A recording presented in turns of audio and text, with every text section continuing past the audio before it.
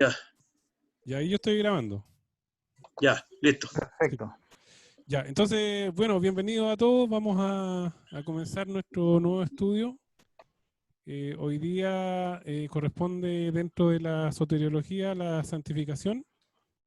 Eh, Volvemos con Andrés, que nos ha ayudado todo este tiempo y bueno, después de haber tenido un hermoso estudio con Mauricio el miércoles pasado, ahora volvemos a nuestro anfitrión que juega de local, Andrés Moreira, y le vamos a pedir al mismo Andrés que nos lleven una oración primero para comenzar este estudio. Andrés, Perfecto. dale. Perfecto, oramos. Que Rodrigo no cierre los ojos, sí.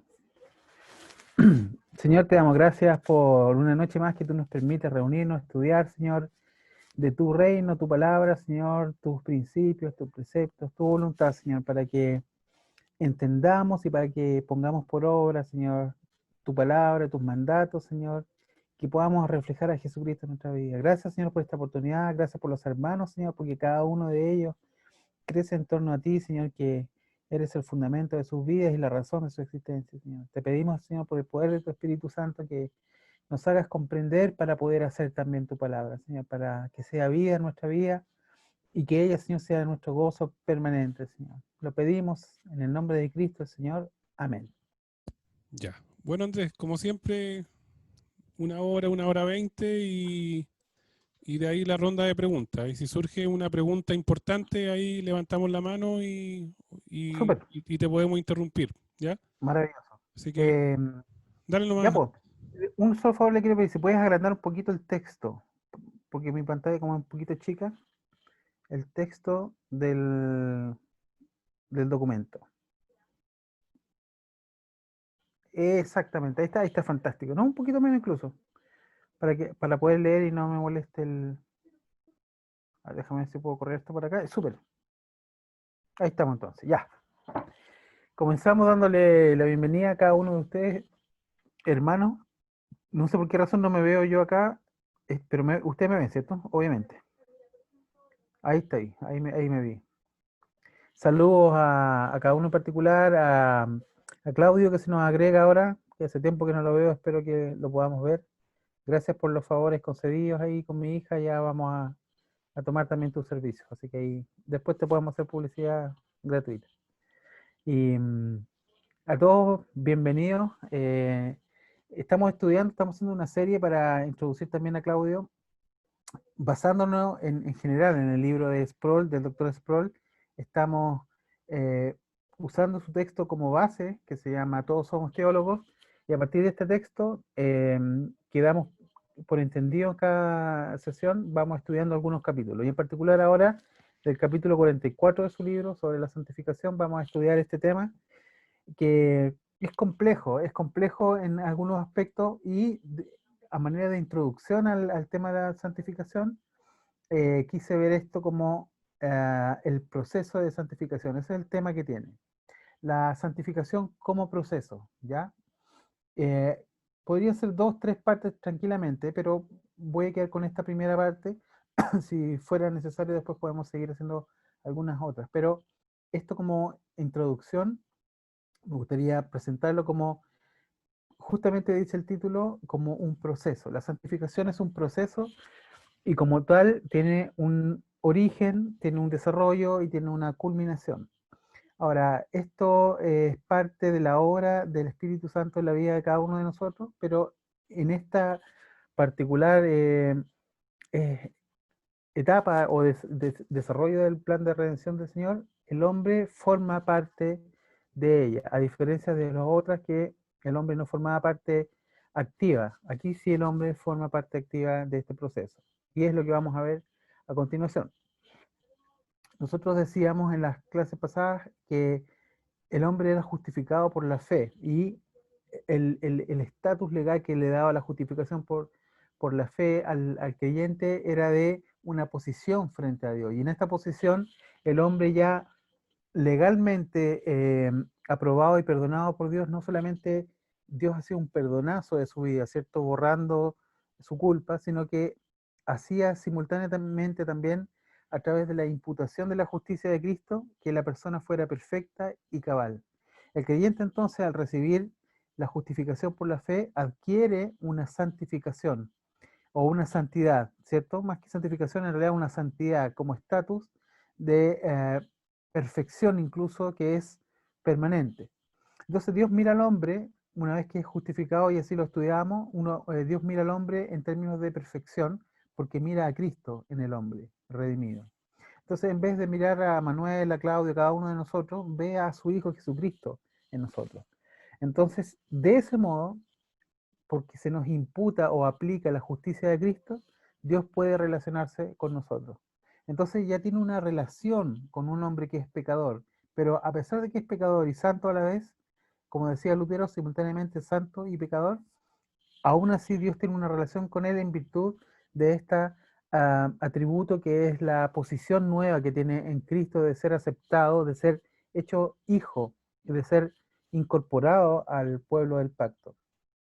Incorporado en todas las facetas legales, en todos los beneficios del pacto, a todo lo que significa entonces formar parte de la comunión que Dios tiene con el que llama a su pueblo. Y esto, la justificación es por la fe, nosotros veíamos la charla anterior, pero en este punto se hace necesario ver una extensión, por decirlo así, de esta justificación, que los reformados vamos a ver que no separamos, sino que lo vemos como un todo. Y en esta extensión nosotros vemos cómo la justificación, ahora, aparte de una posición delante de Dios, va a requerir también un grado de perfeccionamiento mayor, y este grado de perfeccionamiento mayor del creyente, ya no solamente una posición legal, sino que ahora una perfección, va a adquirir, ¿cierto?, este llamado proceso de santificación. Recordemos, como dice el texto, la cadena de salvación de Romanos 8, 29, 30, como veíamos a unas charlas atrás, que señala: porque a los que antes conoció, también los predestinó para que fuesen hechos conformes a la imagen de su Hijo, para que Él sea el primogénito entre muchos hermanos. Y a los que predestinó, a estos también llamó. Y a los que llamó, a estos también justificó. Y a los que justificó, a estos también glorificó. Nosotros decíamos en esa oportunidad que esta llamada cadena de salvación era una aplicación de la redención en términos de aplicar lo que Dios hizo en Cristo por medio del Espíritu. Por lo tanto, esto es una aplicación de la obra trinitaria. Es Dios quien decretó, es el Hijo quien hizo la obra que el Padre le había comentado, para que luego el Espíritu Santo aplique los beneficios de la obra de Cristo a cada uno de los llamados. Y en esta cadena, en esta secuencia, nosotros vemos un orden lógico. No nos vamos a detener en ese orden lógico, pero sí existe un orden. Dice que antes los conoció, dice que los predestinó, dice que también los llamó, y a los que llamó también justificó, y luego dice glorificó. El último paso, entonces, la glorificación, que aún no se ha dado a nosotros, se dará cuando Cristo vuelva en su segunda venida. Y el inicio de nuestro ingreso en el pacto es cuando dice aquí a los que llamó. Entonces, cuando Dios nos llama por el poder del Espíritu Santo, en ese punto nosotros somos constituidos, ¿cierto?, propiamente como hijos del pacto, el llamamiento del Señor. Entonces, en esta cadena de salvación, nosotros vemos que Dios es el que interviene en toda la secuencia. Y un aspecto que aquí llama la atención es que no aparece la palabra santificación, no aparece tampoco como concepto. Entonces alguien podría decir, bueno, ¿por qué razón no aparece y nosotros hablamos de la santificación? Y puse yo en negritas y cursiva, ahí en el versículo 29, donde dice, para que fuesen hechos conformes a la imagen de su Hijo. Ese es el principio que opera en la santificación. ¿Para qué nosotros somos santificados? Con ese propósito, para que seamos hechos conformes a la imagen de su Hijo. Entonces, ¿qué hace la justificación en resumen? Nos da la ciudadanía, nos da la legalidad de pertenencia en el reino de los cielos, nos da una posición frente a Dios en virtud de la obra del Hijo de Dios. Dios nos imputa, ¿cierto?, la justicia de su Hijo y nos ve perfectos como su Hijo Jesucristo, siendo nosotros pecadores. Y esto por la fe, porque es por gracia, porque por gracia sois salvos por medio de la fe, dice Efesios 2:10.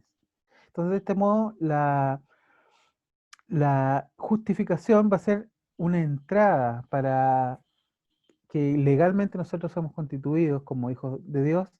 Sin embargo, hay un elemento en este principio que es que nosotros seamos hechos a la imagen del Hijo de Dios, que ya no suficientemente somos declarados hijos de Dios, sino que ahora tenemos que ser hechos conforme a la imagen de su Hijo.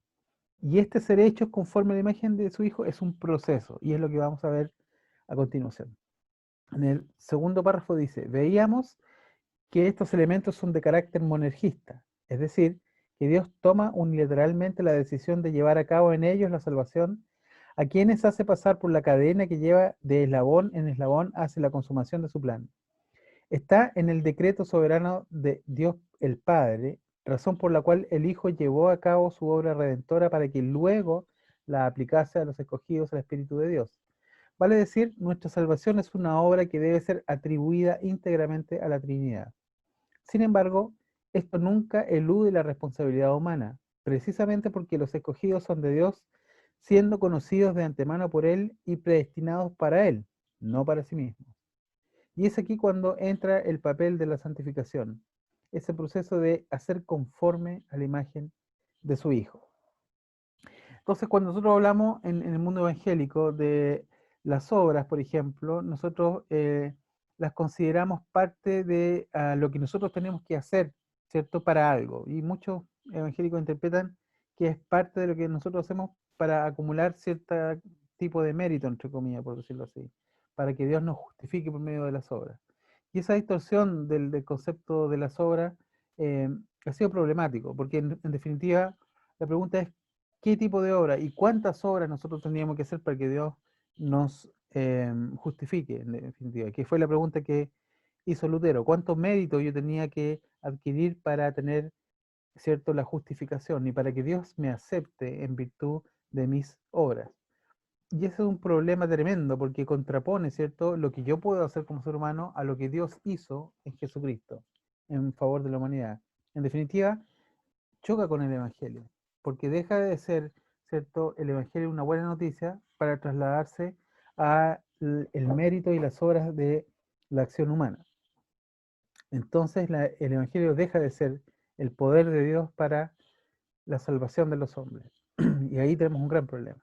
Ahora, respecto de lo que habíamos hablado de monergismo y sinergismo, de monergismo, esto quiere decir que Dios, tomando la iniciativa, entonces salva a los escogidos y Él dispone los medios por los cuales también salva a los escogidos. Es decir, Dios es el que está presente en todo momento y no espera que el hombre intervenga para poder ser salvado. De tal modo que los reformados entendemos en este proceso, ¿cierto?, que desde el punto de vista monergista, o monos quiere decir uno o único, y ergo o ergón es la consecuencia que tiene que ver con energía o con acción, ¿cierto? Entonces, esta palabra quiere decir que es Dios quien toma esta acción de salvar a los hombres y las decisiones y los medios para que este hombre sea salvado. Y aquí se introduce entonces un nuevo elemento, como decíamos, que ya el hombre sí interviene de un modo bien particular, y es lo que vamos a ver a continuación. En el siguiente párrafo dice, hemos puesto el acento en el monergismo, pero en este punto sale a la luz el sinergismo, es decir, la actividad conjunta de Dios y del redimido que ahora se ocupa en su salvación. No confundir con ocuparse de su salvación. Y de este modo colabora con el Espíritu Santo. Y aquí quiero decir enseguida algo. Aquí hay una distinción interesante, que parece un juego de palabras, pero no es lo mismo ocuparse en nuestra salvación que ocuparnos de nuestra salvación. Y no es menor el cambio, porque ocuparnos en nuestra salvación quiere decir que Dios nos otorga su salvación para que nosotros nos ocupemos en ella, y no desde el otro punto de vista que nos entrega la facultad de ocuparnos de nuestra salvación. Es decir, que nosotros nos salvemos con las acciones que Dios vaya disponiendo. Son enfoques completamente diferentes. Dios no pide que nosotros nos ocupemos de la salvación, sino que nos ocupemos en aquella salvación que Él ya ha dispuesto. Y de este modo entonces nosotros, desde este punto de vista sinergista, colaboramos con el Espíritu Santo. Estamos cooperando, digamos, de algún modo, pero no es una cooperación en términos de una especie de sociedad, digamos, que el Espíritu Santo tenga que entrar en sociedad con nosotros para que nosotros pongamos nuestra parte, ¿ya? Porque sería un modo errado de verlo, es decir, el Espíritu Santo no podría salvarnos si nosotros no pusiéramos nuestra parte. Ese es el modo errado, y de hecho herético, de ver el concepto de esta cooperación. Porque querría decir entonces que Dios está atado a la decisión y a la intervención humana. Es decir, Dios no podría salvarnos si es que nosotros, por ejemplo, no queremos. Si nosotros no queremos actuar y cooperar, entonces Dios no podría invadirnos y eh, imponer, ¿cierto?, de algún modo sus condiciones. Y ese es un modo que nosotros rechazamos, digamos, ya sea desde el modo arminiano más suave hasta los semipelagianismos y los pelagianismos más fuertes, respecto de cómo se considera la voluntad y el arbitrio humano, pero eso ya lo habíamos visto. Nosotros entendemos que el punto de vista monergístico dice que Dios toma la decisión de salvar y salva, y es de tal modo que el hombre no interviene en su salvación. Entonces, ¿cómo se ingresa este concepto de sinergismo? Y es lo que vamos a ver a continuación. Y la pregunta que yo me hago, ¿es eso posible siendo Dios el autor de nuestra salvación? Y respondo, por supuesto, porque Él lo establece y no lo determina el hombre. Entre otras cosas porque es en el redimido quien recién resurge ese libre albedrío perdido en el Edén. O dicho de otro modo, la voluntad y la libertad humanas son en Cristo recobradas para la gloria de Dios, siendo ellas progresivamente libertadas en la presencia y poder del pecado. Entonces, ¿qué es interesante en esto? Que nosotros lo habíamos visto. El libre albedrío humano existe, por supuesto que existe, pero en los seres humanos caídos no existe como tal, porque no es libre. Ya habíamos visto que estaba condicionado por el pecado de tal modo que condicionaba, valga la redundancia, al ser humano a hacer solamente el mal. Aquí dice la Escritura que no hay ni uno justo, ni uno solo, no hay ni uno bueno, no hay quien haga el bien. Y esto es debido a la presencia del pecado. ¿Qué es lo que produce entonces el pecado en todos los seres humanos, de Adán y la caída en adelante? Que estén predispuestos solamente al mal. Y esto es porque no hacemos todo el bien que podríamos haber hecho, producto, vuelvo a insistir en esto, de la caída en el pecado. No podemos obrar el bien que debiéramos. Estamos caídos, somos seres caídos. Por lo tanto, se requiere que Dios intervenga desde este punto perdido, o sea, desde este punto de vista, para recuperar algo que se había perdido. Si nosotros perdimos el libre albedrío en la caída, recién en Cristo lo podemos recuperar. Pero va a ser libre progresivamente en la medida que el Espíritu Santo vaya fortaleciendo aquellos aspectos débiles en la criatura. Porque el pecado produjo estragos tremendos en cada uno de nosotros. No sabemos tomar decisiones, por ejemplo. Y si esas decisiones las tomamos mal, erramos por todas partes. Por lo tanto, Dios tiene que hacer una pedagogía en nosotros, enseñarnos a caminar como los niños, ¿cierto? Enseñarnos a tomar decisiones, entregarnos su voluntad para que nosotros entendamos cuál es su voluntad y aprender a caminar en ella. Y eso es un proceso. En virtud de esto, entonces, que el ser humano recién en Cristo, cuando ya ha sido justificado, cuando ya ha sido formado parte del reino del Señor, en ese punto recién el Hijo, siendo adoptado, ¿cierto?, como Hijo de Dios, puede aprender a tomar las decisiones libres. Y serán progresivamente libres en la medida que se despoje del pecado. Eso es lo que decía Jesús. Seréis verdaderamente libres, ¿cierto? Cuando nosotros vamos a ser discípulos del Señor, y seremos verdaderamente libres en el momento entonces que sepamos nosotros conocer su palabra y conocer la verdad por medio de Jesucristo, que es la verdad. Y conoceréis la verdad y seréis verdaderamente libres.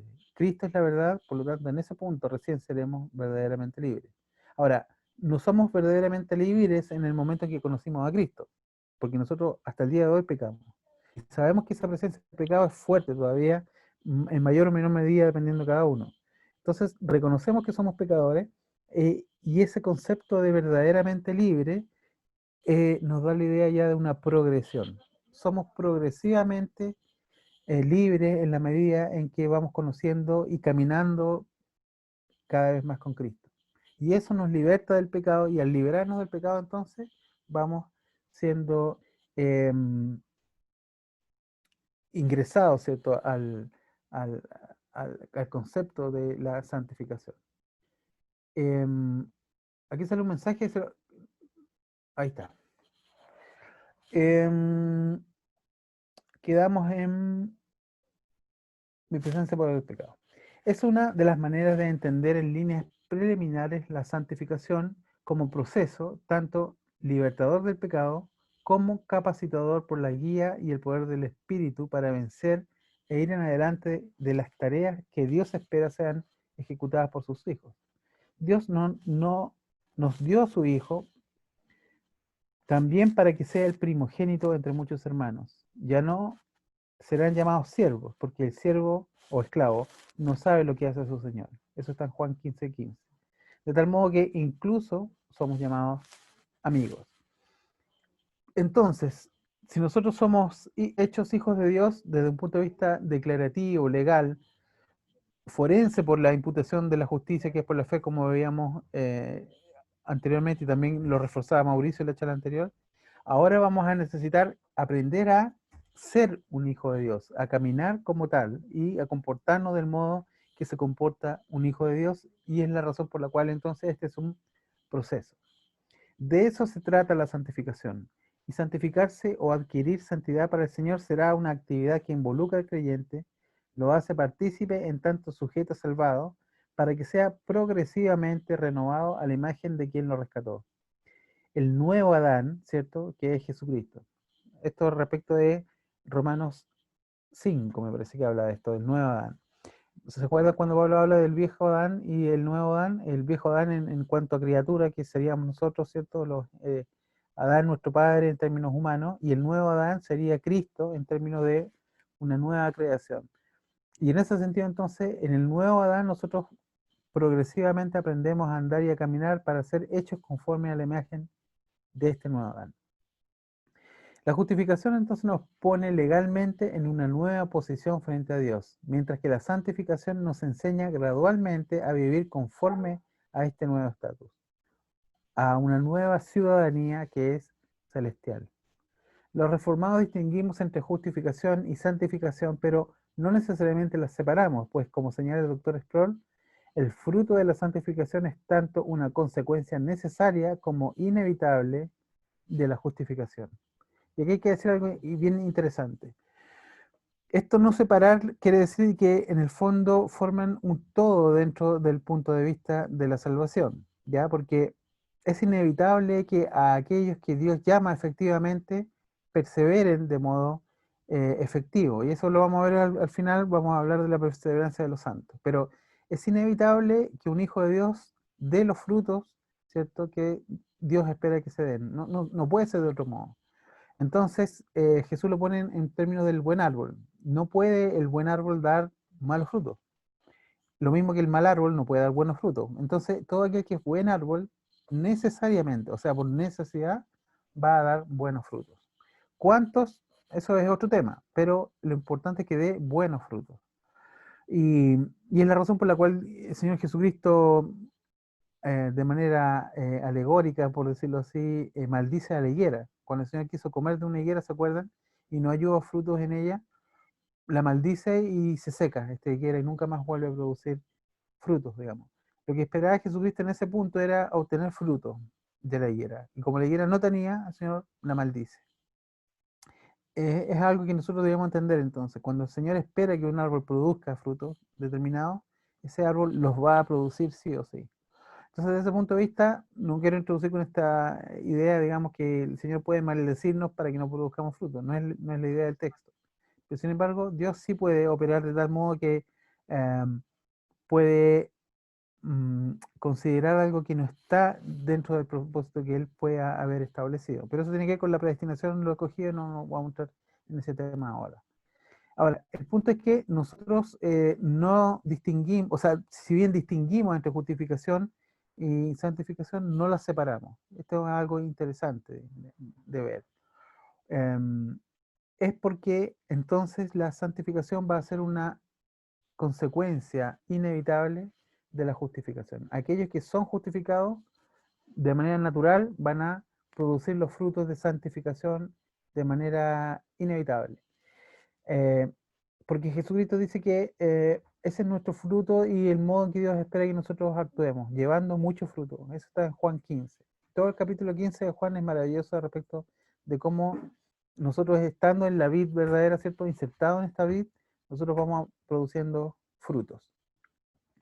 Ahora, en la parábola del sembrador también se menciona esta idea del fruto, ¿cierto? Cuando la semilla que cae en buena tierra produce frutos, ¿cierto?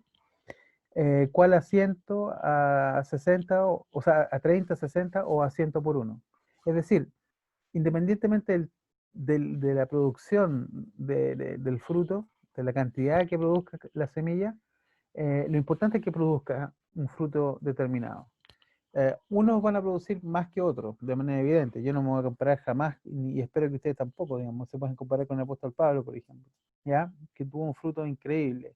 Pero ese fruto fue porque Dios lo dispuso para un ministerio particular. Ninguno de ustedes ni yo somos apóstoles de los gentiles, pero sí el apóstol Pablo, digamos. Sin embargo, es la razón por la cual él tiene un fruto, de un punto de vista de la producción, de la actividad de Dios en su vida, diferente al de nosotros. Él puede decir, yo llevé 100 por uno. Yo aspiro a llevar un 10%, un 5%, por ahí sería maravilloso, digamos. Ahora, dependiendo de la actividad del Señor en mi vida y en la de ustedes, digamos, porque tampoco podemos tener la pretensión de querer ser como Pablo. Es decir, si Dios quiere que nosotros seamos algo, vamos a hacerlo. Si Dios quiere que no lo seamos, no lo seremos tampoco. Ahora, entonces, no distinguiendo, o sea, no haciendo cosas separadas, las distinguimos. Ya hicimos la distinción de la justificación por la fe y ahora vamos a ver en qué consiste esta distinción con la santificación. Y para esto me serví del libro de Berkov, que es un libro maravilloso. Yo se los pasé a Julio y a Rodrigo, a Becerra. Cualquiera de ustedes que quiera tener una biblioteca, yo se la puedo compartir vía Gmail. Tiene que ser por Google Drive, sí, porque son casi 2 gigas de documentos. Son casi 300 libros, si mal no recuerdo, de distintos autores. Dentro de ellos está este libro maravilloso de Berkov que se llama Sumario de Doctrinas Cristianas, ¿ya? Así que al final nos podemos poner de acuerdo. Ustedes me mandan por WhatsApp sus correos y yo les puedo enviar los libros, porque es una biblioteca maravillosa. Ahora les va a faltar vida para leer todos los libros, digamos, pero basta que lean algunos que son importantes o algunos capítulos importantes para que vayamos entrando entonces a la idea de esta teología respecto de qué es lo que creen los reformados. Y en este libro maravilloso de Sumario de Doctrina Cristiana, de manera bien sucinta, Berkov habla de la santificación. Y yo me baso en este libro esencialmente para tratar este tema. Como dice el párrafo entonces, como señala Berkov en Sumario de Doctrina Cristiana, la santificación puede ser definida como la operación del Espíritu Santo que mediante la divina gracia purifica al pecador, renueva toda su naturaleza a la imagen de Dios y le capacita para realizar buenas obras. Difiere de la justificación en que tiene lugar en la vida interior del hombre y no en un acto legal, sino una nueva creación. Generalmente es un proceso largo y nunca produce la completa perfección en esta vida. Aunque es decididamente una obra sobrenatural de Dios, el creyente puede y debe cooperar en ella por un uso diligente de los medios que Dios ha puesto a su disposición. Y están los textos que comprueban esta declaración. Entonces, ¿en qué difiere la justificación de la santificación? ¿En qué son diferentes? Por eso nosotros los reformadores la distinguimos, en que la justificación está fuera del pecador, es un acto declarativo o forense. ¿Se acuerdan que lo hablábamos en la charla y también con Mauricio ponía este énfasis? Es un acto de declaración o forense en el sentido que está fuera del ámbito de la vida del hombre y viene por imputación hacia el ser humano, hacia el creyente escogido. Dios le imputa la justicia de Cristo y lo ve de manera perfecta y santo, y es un santo de manera completa y cabal para siempre, aun cuando le falte un proceso de santificación, pero eso es lo que vamos a ver ahora. En esa declaración, que es de afuera, ¿cierto? La justificación juega su rol fundamental. Pero este ya no es un acto declarativo o forense, sino que es un acto que ocurre dentro del pecador redimido. Es decir, al justificado por la fe, Dios ahora lo comienza a santificar. Y este proceso de santificación que es progresivo, entonces le llamamos la santificación. Entonces dice que difiere de la justificación en ese sentido. También dice Berkov que generalmente es un proceso largo y nunca produce la completa perfección en esta vida. Porque si bien vamos siendo transformados, como dice la escritura, de gloria en gloria, ¿cierto? Nunca acabamos esa gloria y perfección que es la glorificación. ¿Se acuerdan de la secuencia que nosotros veíamos? A los que antes llamó, también justificó, etc. Y esa cadena de salvación termina en la glorificación. A estos también dice glorificó, Romanos 8:30.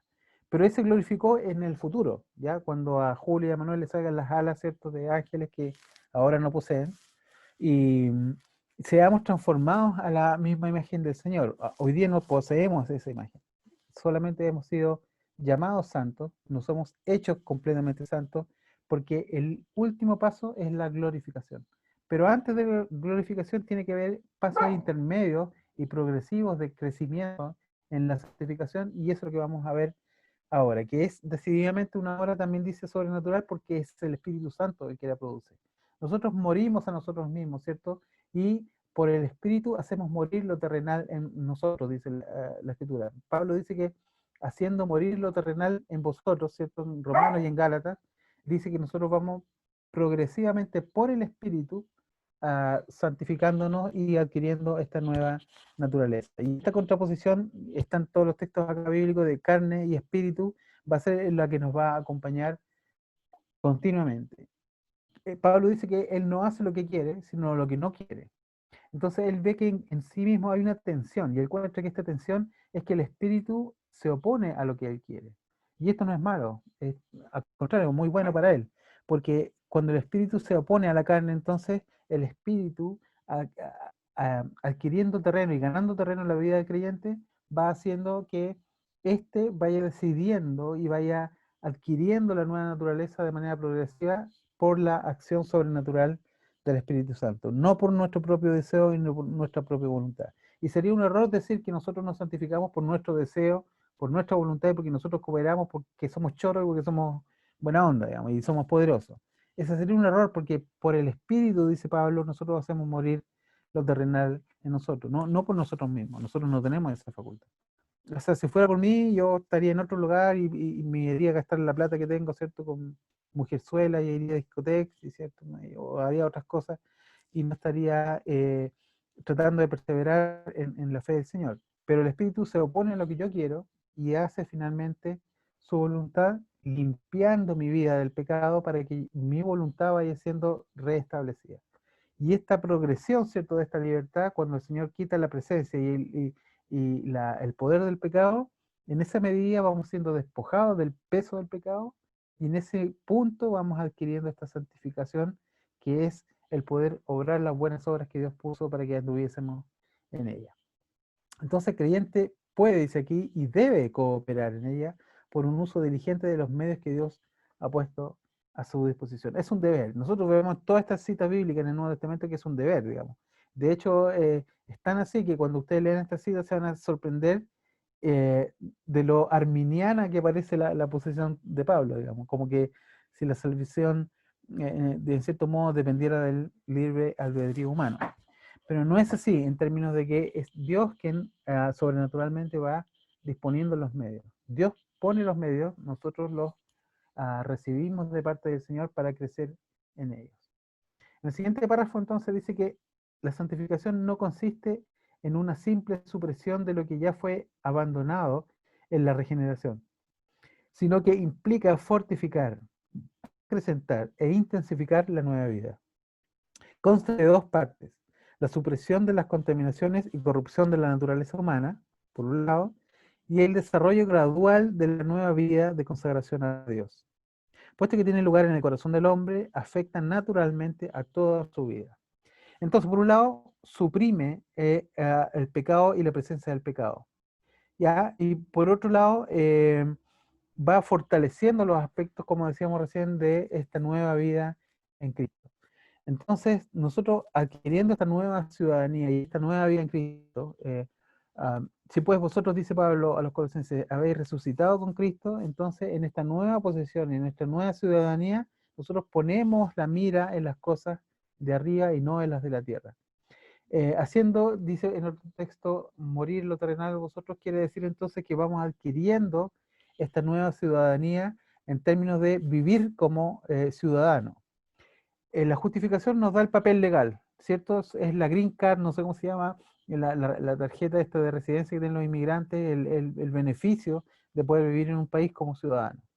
Pero el acceso legal es una cosa y el otro es el modo de vida de la ciudadanía propiamente tal. Si yo no hablo del idioma, si yo no me comporto como otro ciudadano más, no voy a tener idea de cómo se vive en el nuevo país en el cual yo soy el inmigrante, digamos. Entonces, la ciudadanía me es concedida legalmente en la justificación y en la santificación aprendo a vivir con los códigos y las normas y la forma de vida y la cultura de mi nuevo país. Dice también el texto que el cambio en el hombre interior ha de producir obligatoriamente un cambio en su vida exterior. Y esto es bien importantísimo. Para no caer en el legalismo, ¿cierto? Que habla el doctor Sproul, ¿se acuerdan que habla en el capítulo 44? Hablan del legalismo, uno de los aspectos. Para no caer en este legalismo, entonces nosotros vemos que primero tiene que haber un cambio en el hombre interior. El cambio es de adentro para afuera y no de afuera hacia adentro como propone el legalismo.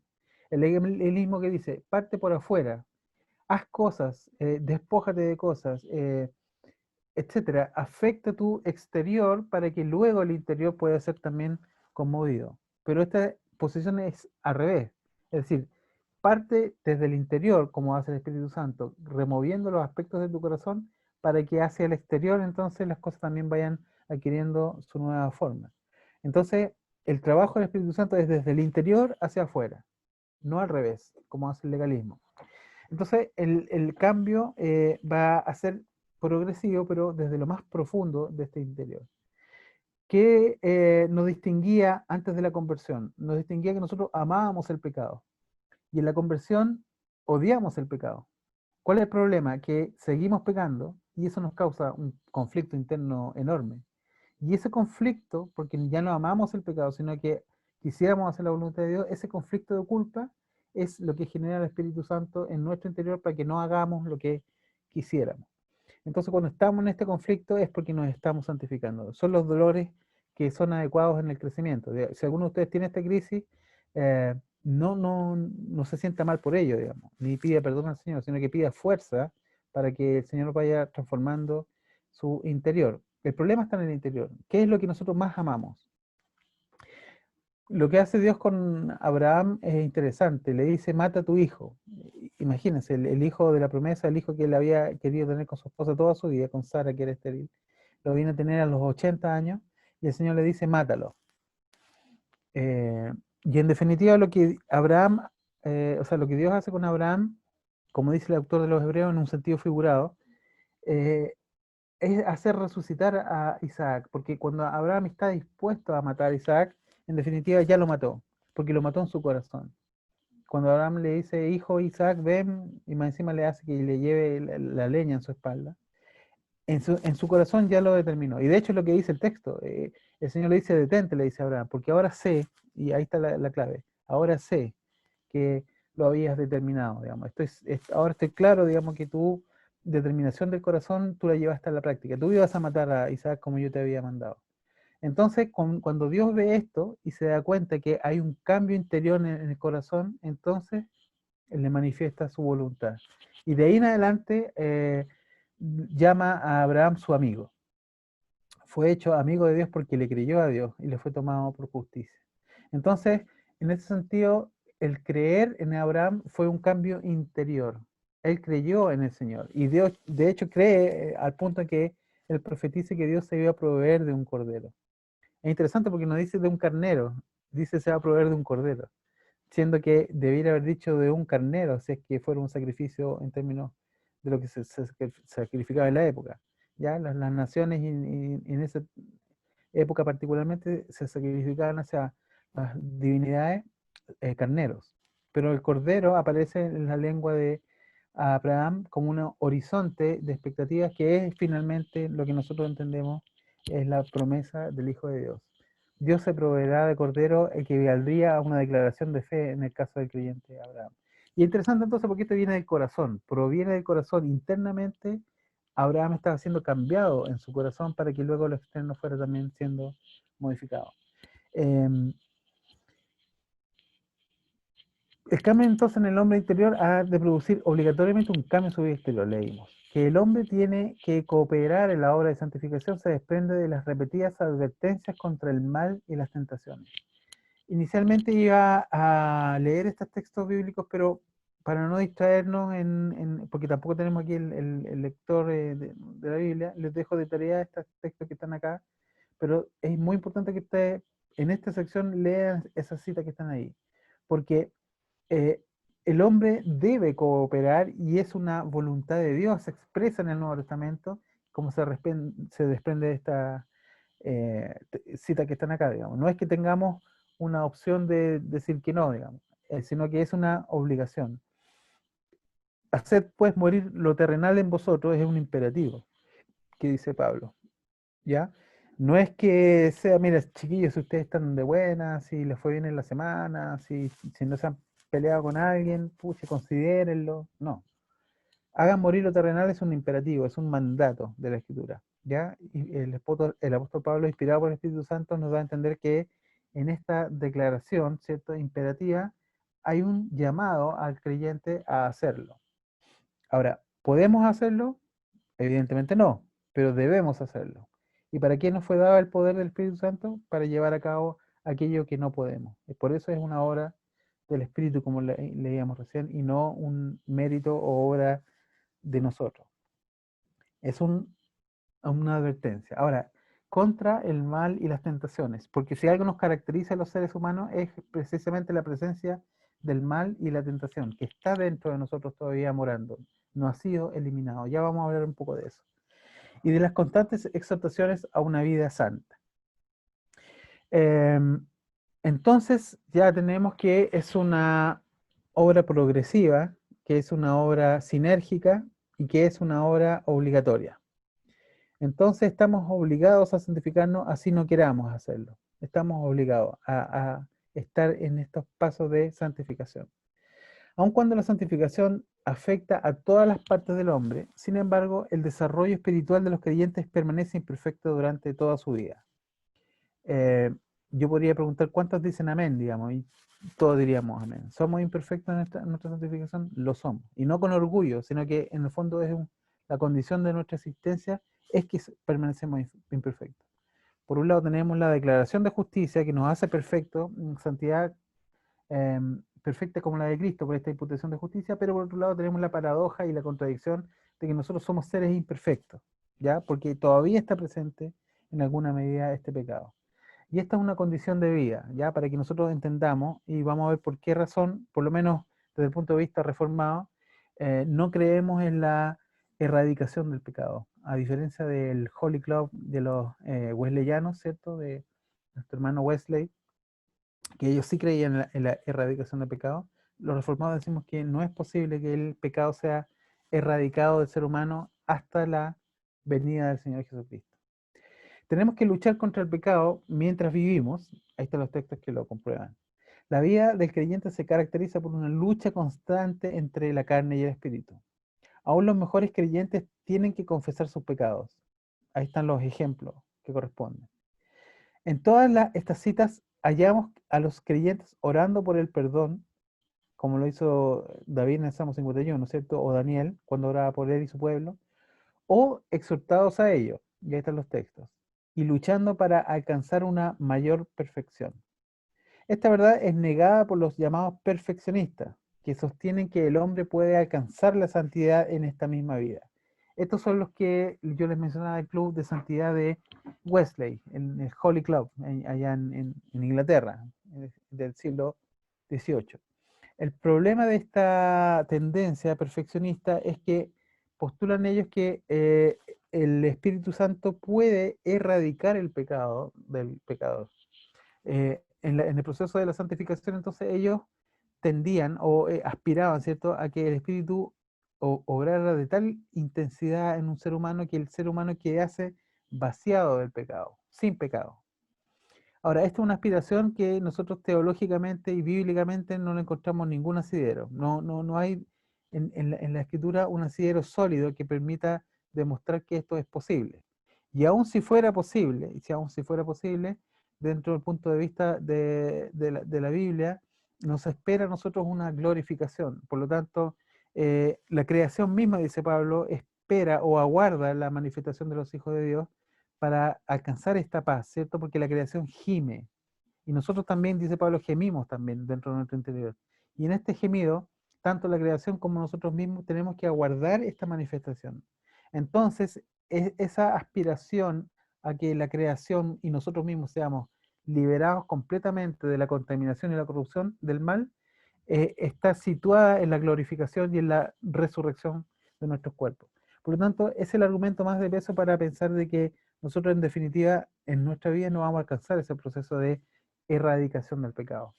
Hay otros textos más que lo comprueban, pero básicamente lo que nosotros tenemos que considerar es que vamos a luchar contra el pecado, pero no lo vamos a vencer de manera definitiva por una razón cristológica fundamental. ¿Quién es el que ya venció al pecado en la carne? Jesús, ¿verdad? Entonces, si Jesús ya lo venció, si Él es el que venció definitivamente tanto al pecado, y por esa razón lo llevó a la cruz, ¿cierto? Y lo expuso públicamente, ¿cierto? Derrotándolo en el madero del Calvario, y con la resurrección da su respuesta definitiva a la muerte, que era la que imperaba, ¿cierto? Porque el pecado y la muerte reinaban justos. Jesús al vencer al pecado y al vencer a la muerte, derrota de manera definitiva entonces a estos enemigos que nos martirizan. Por lo tanto, nosotros no tenemos que llevar esta situación de derrota del pecado definitivo en nuestra propia vida. Y hay una razón cristológica para no hacerlo. Cristo ya venció al pecado y ya venció a la muerte. Él nos justificó y nos santifica progresivamente, y eso ya es razón suficiente para agradecer y para crecer en la gracia.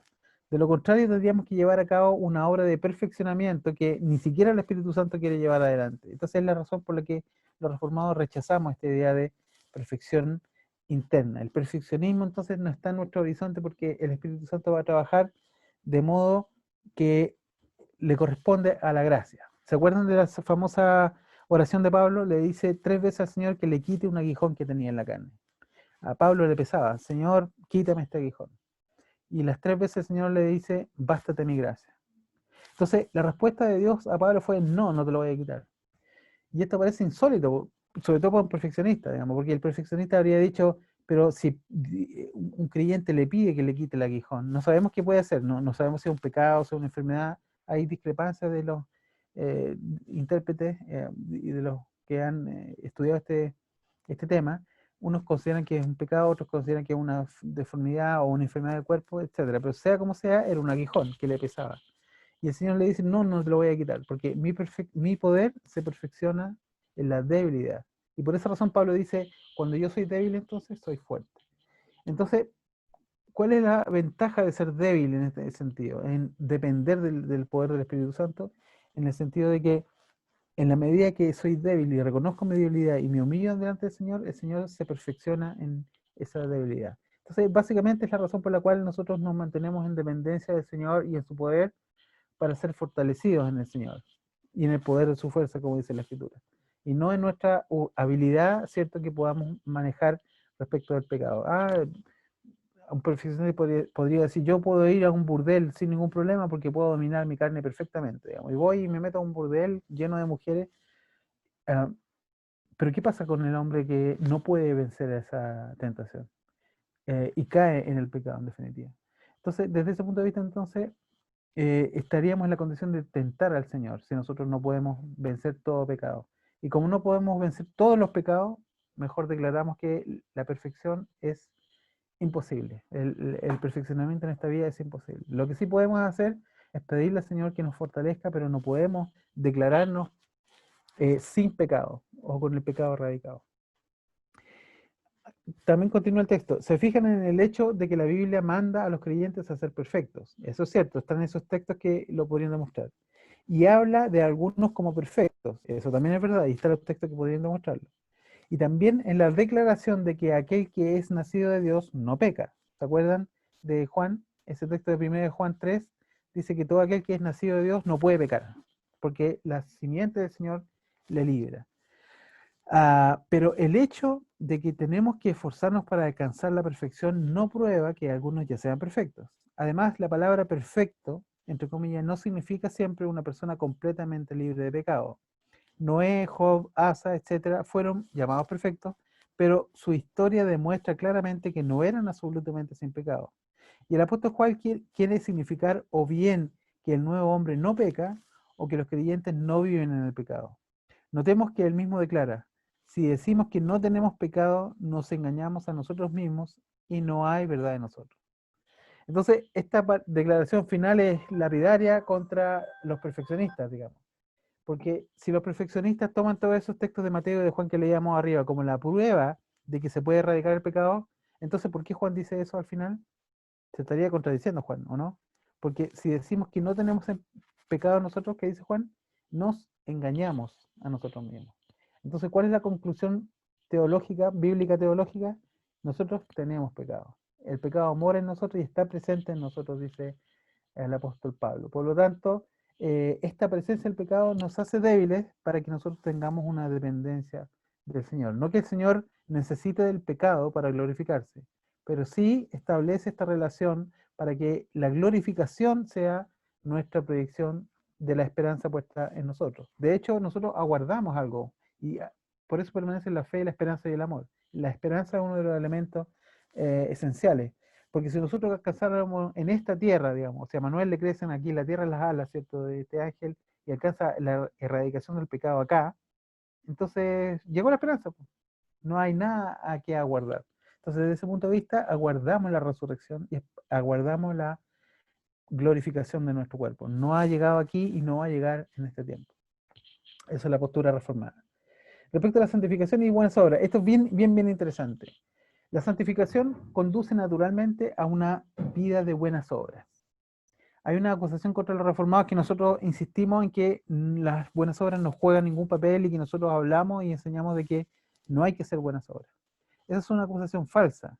Las buenas obras sí son necesarias, sí son bíblicas y sí son expuestas en la Escritura como algo que Dios requiere de nosotros. El punto que nosotros rechazamos es que esto sea para salvación. Nosotros no creemos que las buenas obras sean el fundamento de una justificación. Nosotros nos justificamos por la fe, como veíamos, y no por las obras. ¿Ya? Ese es el punto que nosotros rechazamos. Las obras como fundamento para la aceptación de Dios. Dios no nos acepta por las obras que nosotros hagamos, pero sí Dios espera que nosotros hagamos obras. Entonces tenemos que hacer discernir ambos elementos, ¿cierto? Porque en definitiva la acusación contra los reformados es que nosotros estamos hablando de que no hay que hacer buenas obras. Pero nosotros no enseñamos eso, sino que decimos que las buenas obras no nos justifican. Pero una vez justificados por la fe, sí requerimos de buenas obras. Esta puede ser llamada los frutos de la santificación, como respuesta de catecismo, digamos. Si alguien me pregunta a usted, ¿cuáles son los frutos de vuestra santificación? La respuesta reformada, ¿cierto?, sería las buenas obras. Las tales obras no son perfectas en sí mismas, ni proceden de una perfecta santificación, sino que brotan del principio de amor y fe en Dios que existe en el alma, de acuerdo con una consciente conformidad con la voluntad de Dios, según nos ha sido revelada. Y son hechas teniendo como objetivo final la gloria de Dios. En definitiva, nadie puede jactarse de alguna obra. Si alguno se jactara de alguna obra, no solamente no entendió en qué consiste la buena obra, sino que también el Evangelio, digamos. Ahora, cuando Pablo dice que aquel que la buena obra empezó es fiel en completarla hasta el fin, no está diciendo de que ustedes sean los que, o yo seamos los que completamos esa buena obra, sino que es el Señor. De hecho, el texto lo dice. Dice que aquel que comenzó la buena obra será fiel en completarla, porque queda algo por completar y esto lo hace el Señor por medio del Espíritu Santo. Pero las buenas obras como fruto, ¿cierto?, de la justificación son obras que nosotros vamos a llevar adelante como voluntad del Señor, no para justificación, sino porque ya hemos sido justificados. Acuérdense que es un mandato la santificación y que el hombre actúa sinérgicamente, por lo tanto sí responde positivamente a este llamado a ser santo como Dios es santo. Solamente los que son regenerados por el Espíritu de Dios pueden realizar tales buenas obras. Esto no significa, sin embargo, que los no regenerados no puedan hacer el bien en ningún sentido de la palabra. Véase todos esos textos que están ahí. En virtud de la gracia común de Dios, los no regenerados pueden realizar obras que están de acuerdo externamente con la ley y sirven a sus propósitos loables. Pero estas obras son siempre radicalmente defectuosas porque están separadas de la raíz espiritual del amor a Dios y no significan una obediencia interior efectiva a la ley divina, ni tienen como principal propósito la gloria de Dios. En oposición con los católicos romanos debemos sostener que las buenas obras del creyente no son meritorias, aun cuando Dios promete recompensarlas con recompensas abundantes y generosas. ¿Se acuerdan del texto de Pablo cuando dice que si yo vendiese todo lo que tengo para ser repartido a los pobres, si yo fuese quemado, ¿cierto? O en el fondo, no me acuerdo qué otro ejemplo pone. Pone 3 ejemplos, pero en el fondo, en definitiva, dice, y no tengo amor, nada soy. Entonces el punto está que la buena obra deviene, ¿cierto?, de un amor inicial, que es un amor que Dios pone en el corazón del ser humano. Por lo tanto, en el caso de, como dice aquí, de la gracia común que opera en los no regenerados, también ellos pueden actuar con buenas obras, y de hecho lo hacen. El mundo entero está lleno de buenas obras, eso no es tema, digamos. Una persona no regenerada también puede hacer buenas obras. El punto está que muchas de estas buenas obras no, o sea, en realidad, según lo que dice el texto, la totalidad, digamos, ¿ya? Si le damos el crédito a Pablo cuando dice que no tengo amor, entonces no sirve de nada. Esa buena obra en sí misma no es algo meritorio, que es el punto del párrafo. No acumula mérito. Entonces, para hablarle a los católicos romanos, entonces nosotros decimos que aquellas buenas obras no juntan mérito. Y más encima en el mundo católico romano, cuando a los creyentes católicos les falta mérito, se la piden a algún santo, ¿cierto? Y rezan a un santo para que sus méritos les sean aplicados a ellos. Hay toda una doctrina ahí bastante perversa dentro de todo, en la cual el mérito juega un rol importante, digamos. O sea, si yo no tengo mérito suficiente, voy al banco de los méritos que los gerentean los santos, ¿cierto? Y le pido a ellos, oiga, deme crédito, me quedé sin crédito, me falta un poquito de mérito. Entonces viene el santo y dice, ya, yo te presto mi mérito porque yo tengo suficiente en mi cuenta. Y esta teología, ¿cierto?, que ha cundido muchísimo en la Iglesia Católica Romana, no está presente en la Iglesia y la teología reformada.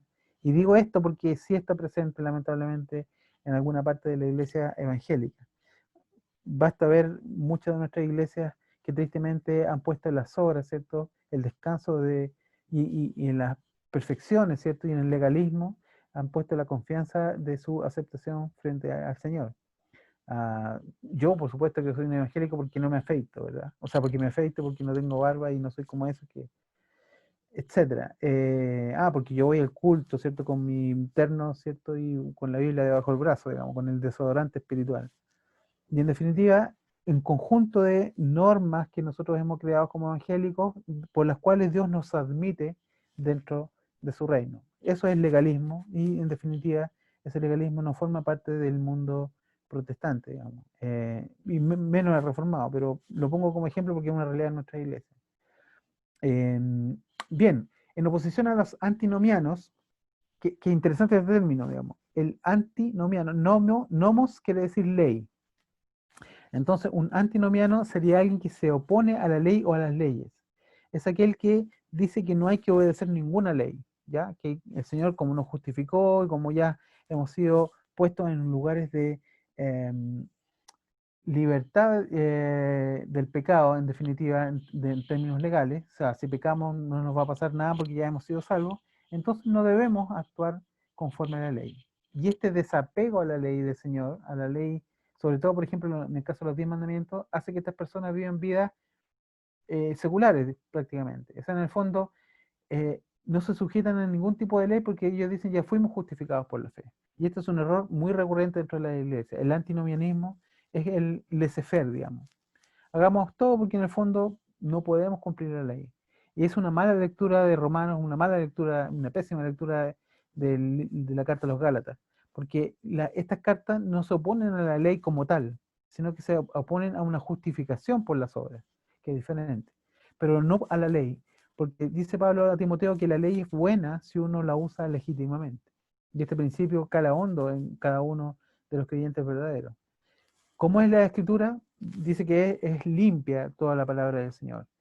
toda la escritura es inspirada por Dios y útil. Y cuando dice toda la palabra, ¿a qué piensan ustedes que se refiere Pablo cuando dice toda la escritura es inspirada por Dios? ¿Creen que se refiere a 1 de Pedro? No, él se refiere al antiguo pacto. Por eso dice toda la escritura. Entonces, desde ese punto de vista, la escritura es la que reseña la voluntad del Señor. Y toda la escritura, en el Antiguo y el Nuevo Testamento, va a resumir esta idea de ser la ley de Dios. Entonces, los reformados no somos antinomianistas, sino que somos personas que están de acuerdo con toda la ley de Dios en todo su conjunto. Y esta parte final, respecto a la perseverancia de los santos, no sé cuánto tiempo me queda, Julio. Perdí la noción del tiempo. 10, perfecto. Le 10, damos 15 entonces con eso. minutos, sí. Ya, si no, alcanzamos de más. Sí. Este aspecto es interesante porque algunos reformados no lo consideran dentro del concepto de la santificación, pero Berkhoff lo incluyó y me parece súper interesante incluirlo también. La perseverancia de los santos es uno de los elementos de las doctrinas de la gracia, ¿ya? De los puntos del calvinismo, ¿ya? Es considerado uno de sus elementos. Y la perseverancia de los santos, o la expresión perseverancia de los santos, sugiere naturalmente, dice Berkhoff, una actividad continua de los creyentes por la cual ellos perseveran en el camino de salvación. Con toda evidencia, sin embargo, la perseverancia a que se refiere es menos una actividad de los creyentes que una obra de Dios en la cual los creyentes deben participar. Y es interesante este contraste, digamos. Dice Berkhoff que hay mucha evidencia que la perseverancia entonces no sería una actividad de creyentes, sino una obra de Dios en los creyentes. Y esto es súper interesante. No es que los santos perseveren, sino que Dios los hace perseverar, en definitiva. Cuando dice la lectura, y el que persevere hasta el fin, este será salvo, en definitiva la lectura de eso es aquel que está presente en la vida de Cristo, en la vida del Espíritu y siendo guiado por el Espíritu, ese es un creyente que se va a salvar y que en definitiva va a alcanzar el camino de la salvación. Porque Dios produce, como hemos visto ya, en nosotros el querer como el hacer por su buena voluntad. Y en definitiva, el que comenzó la buena obra en vosotros, dice Pablo, será fiel en completarla hasta el final. Entonces, desde ese punto de vista, entonces, es una obra de Dios que Dios completa y que Dios perfecciona, pero involucrando evidentemente al creyente, pero no haciendo depender del creyente este elemento. No es que Dios le diga, ya cabro, yo te pongo el 75% y tú pones el 25%. Y si el loco llega con 23%, lo siento, viejo, por 2% te quedaste abajo, qué pena, nos vemos. No ese es el punto, digamos, porque en definitiva Dios hace una salvación tan grande que no la hace depender del ser humano. Por eso somos monergistas. La salvación es de nuestro Dios, dice la Escritura. No la hace depender de nosotros. Si dependiera de nosotros, echaríamos todos por la borda. Todos seríamos como Esaú. A la primera hambre pediríamos un plato de lenteja y venderíamos nuestra primogenitura. Esa es nuestra condición humana. Pero Dios, para no hacerla depender de nosotros, nos da la salvación como un elemento gratuito y inmerecible, de tal modo que no dependa de nosotros. Sin embargo, sí nos involucra y nos inmiscuye en parte importante de este proceso, pero a través de la santificación y no de la salvación. Por eso los reformados la separamos, no las separamos, sino que las distinguimos. Bien, estrictamente hablando, la seguridad de la salvación del hombre consiste o se apoya en el hecho de que Dios persevera.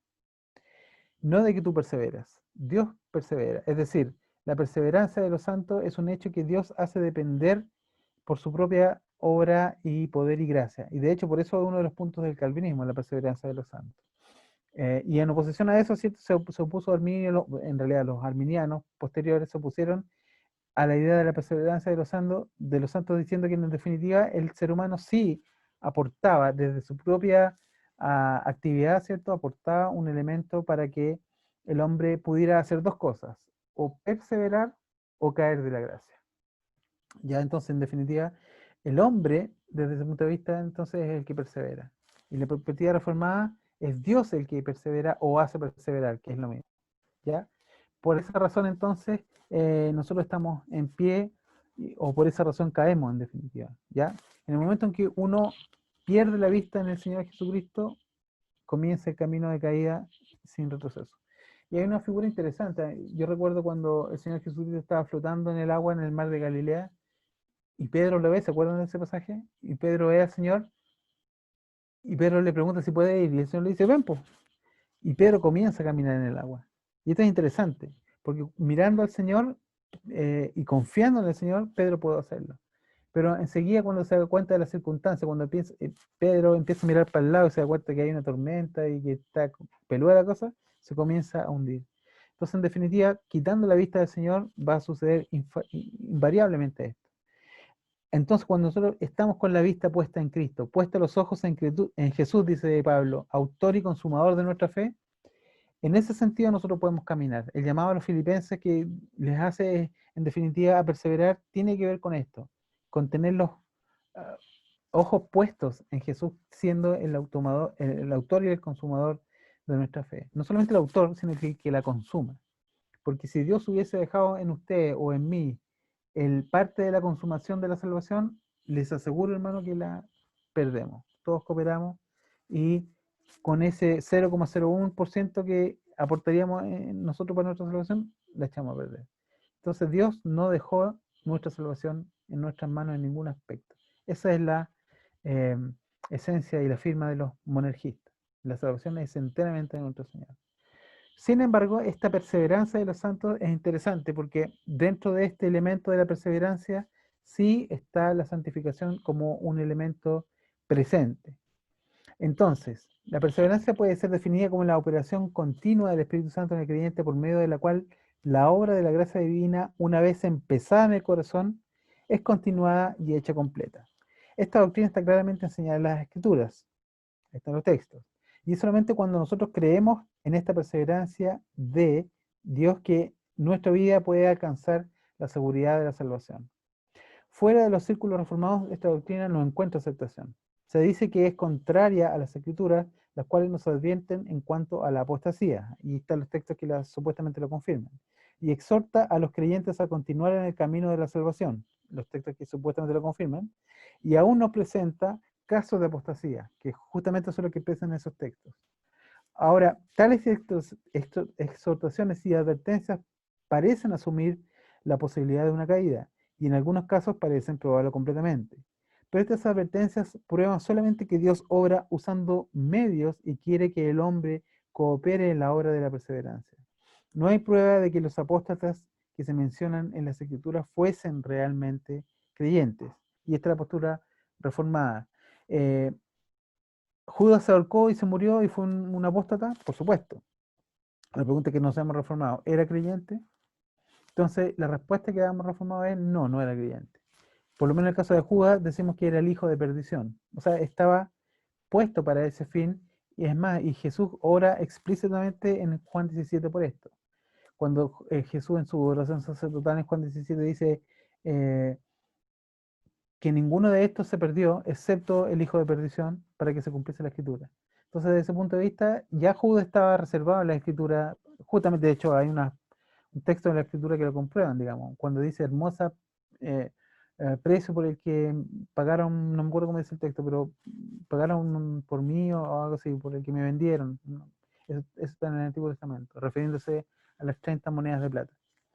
Entonces, desde ese punto de vista, los reformados decimos que aparentemente estos textos podrían, ¿cierto?, dar pie para asegurar una apostasía o que la persona pierde su salvación. Nosotros decimos que no hay ninguna demostración de que estas personas fueran efectivamente creyentes, ¿ya? Cuando Pablo dice que Demas me ha desamparado, amando más a este mundo, Demas, su compañero, digamos, de labores en el ministerio, hay diferentes interpretaciones para eso. No necesariamente tendría que ser una apostasía, digamos, ya, porque el desamparo y amar más a este mundo, por ejemplo, podría perfectamente haber sido que Demas se haya casado o haya convivido con una mujer de tal modo que amó más a la mujer que el ministerio y se casó, por ejemplo. Eso ya sería una demostración para Pablo de amar más al mundo, digamos. Y de hecho lo escribe así, con esas palabras, digamos. O sea, respecto a los casados, en 1 Corintios 7, él dice que hay una tensión entre el mundo, etc. Bien,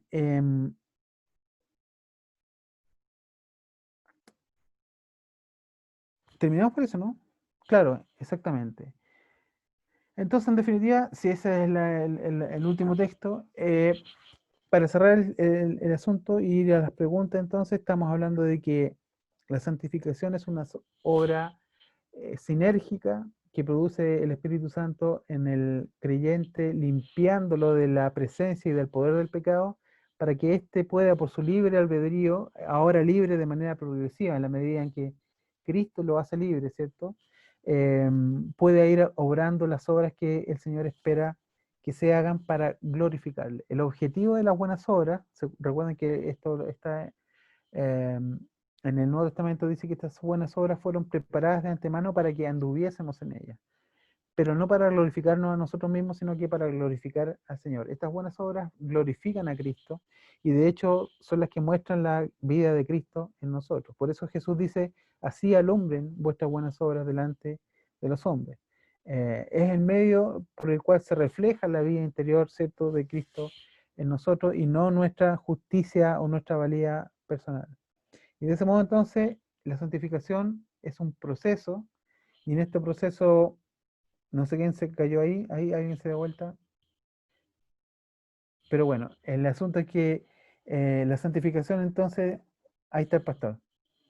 La santificación va a ser el proceso mediante el cual el creyente, ¿cierto?, va obrando la capacidad que tiene el creyente renovado en el Espíritu Santo para manifestar la vida del Señor, pero sobre todo para ser hechos conforme a la imagen de su Hijo Jesucristo. Ahora, hermanos, podemos dar espacio para las preguntas, para la conversación y para los aportes de cada uno de ustedes, y en particular con las preguntas respecto de la santificación. Pueden abrir sus micrófonos.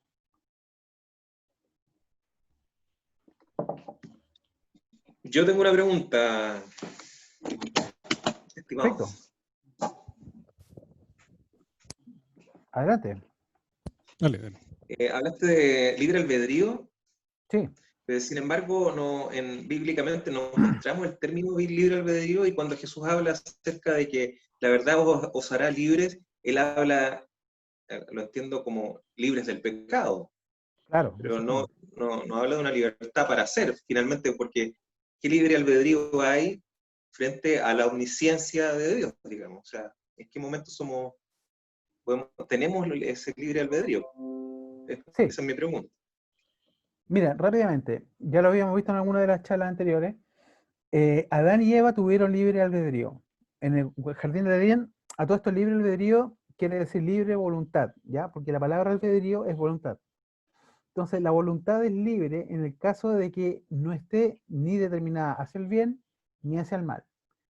Por eso es libre, ¿ya? Entonces, Adán y Eva tuvieron este libre albedrío porque no estaban condicionados por ninguna fuerza o agente externo más que su propia voluntad. Su voluntad entonces era libre, a tal punto que ellos podían escoger el bien, podían escoger el mal. De hecho, había un árbol puesto frente a ellos, que era el árbol del conocimiento del bien y del mal. Entonces, el Señor les dice, mire, comen de todo, pero de ese árbol no pueden comer. Y les deja la libertad el Señor de hacer, en definitiva, por su voluntad.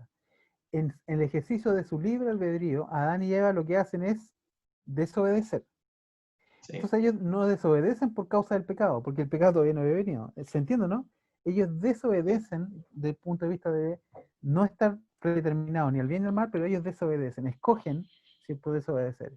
En ese sentido, el hombre y la mujer eran libres para decidir, ¿ya?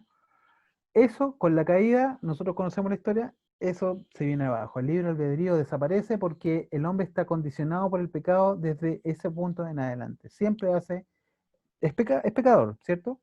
De ahí los descendientes en Adán para adelante solamente pecan y no están libres en su albedrío. Por eso ahí el libre albedrío se perdió, ¿ya? Pero cuando nosotros decimos que se recupera en cierto modo el libre albedrío, a ver, no se recupera el libre albedrío, se recupera la libertad para poder obrar, pero esa Eso. libertad es progresiva. Se recupera en la medida en que tú empiezas a caminar como un niño, ¿cierto?, de la mano del Espíritu Santo, hasta que ya eres un adulto en el Espíritu Santo, ¿cierto?, te enseña todo el modo de operar en el reino de los cielos. Entonces, nosotros los reformados decimos que el libre albedrío recién lo puede recuperar un creyente una vez que ha sido regenerado y nacido de nuevo. en ese punto recién el albedrío empieza a ser cada vez más libre, en la medida que nosotros nos liberamos del peso de la presencia del pecado.